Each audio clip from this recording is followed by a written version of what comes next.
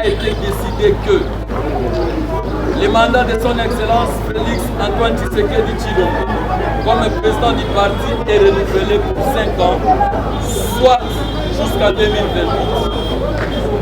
Compte tenu de l'incompatibilité dans laquelle se trouve le chef de l'État pour assumer les responsabilités au sein du parti, M. Augustin Kabuya Tshilombo a été chargé d'assurer l'intérim et de conduire le parti aux élections de décembre 2023, à l'issue desquelles l'UDP Tshisekedi est devenu la première force politique du pays. 4. L'UDP Tshisekedi renseigne que la confusion entretenue depuis le mois de juillet 2024 par certains membres du parti en perdition n'a aucune base légale ni réglementaire. Il s'agit des individus dépourvus de qualité et non reconnus par les instances politiques, judiciaires et administratives de la République. 5.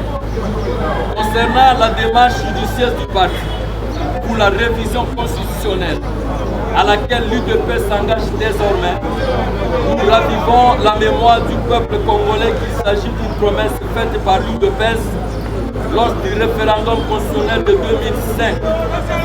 En effet, le docteur Etienne Tshisekedi Wamulumba avait bâti campagne contre les votes de cette constitution rédigée par la volonté des belligérants pour se maintenir au pouvoir. Notre fondateur avait alors fait la promesse qu'une fois l'UDPS au pouvoir, une nouvelle constitution émanant du peuple sera rédigée.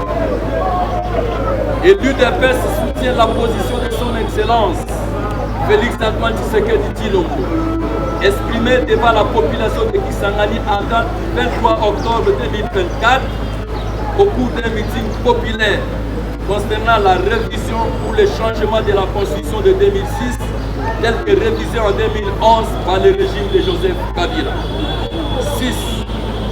L'UDPS Tshisekedi affirme que M. Augustin Kabuya Tshilombo s'est exprimé par la révision constitutionnelle en tant que président ad intérim du parti et non comme membre du gouvernement.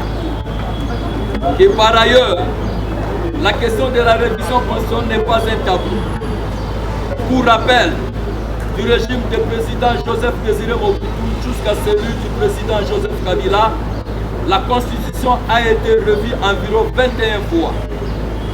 Sur ce, en lieu et place de s'investir dans des déclarations incendiaires et confuses pour manipuler l'opinion, il convient de relire l'histoire de notre pays pour s'apercevoir que la Constitution peut être révisée à chaque fois que les constituants le souhaitent pour le bien-être de la population. Néanmoins, tout citoyen est libre de s'exprimer sur la question comme il en est des droits. 7. À ceux qui évoquent maladroitement les concepts du peuple d'abord, nous leur informons que depuis l'accession de l'UDPS au pouvoir, la politique du peuple d'abord est appliquée par les chefs de l'État dont la volonté pour le progrès est manifeste. 8. L'UDP Tshisekedi attire l'attention sur quelques actes posés par les chefs de l'État et qui concrétisent réellement la politique du peuple d'abord.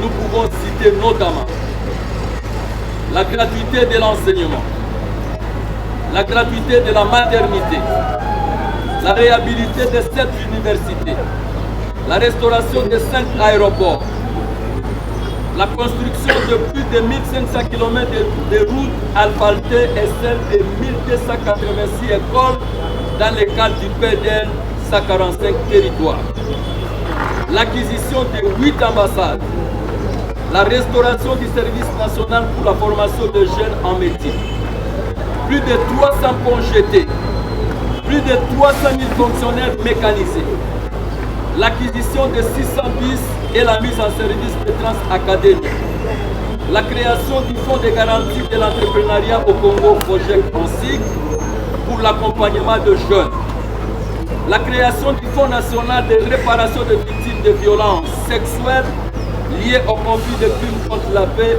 et la sécurité de l'humanité (FONAREB). L'élargissement de la sécurité sociale à tous les agents publics de l'État grâce à la loi numéro 22/031 du 22 juillet 2002 portant régime spécial de sécurité sociale des agents publics de l'État. Le renforcement du contrôle des finances publiques par les revitalisations de la cellule nationale de renseignement financier, CNRF, et l'inspection générale des finances, IGF, ainsi que la création du département d'intelligence économique et financière, DIEF, au sein de l'Agence nationale des renseignements. Cette citation n'est pas exhaustive. Voilà, mesdames et messieurs de la presse, l'essentiel de notre adresse de ces jours. En rapport avec l'actualité portant la révision constitutionnelle et les slogans « Le peuple d'abord », fait à Kinshasa le 30 octobre 2024, Clément Barouti, porte-parole ad intérimaire. Merci.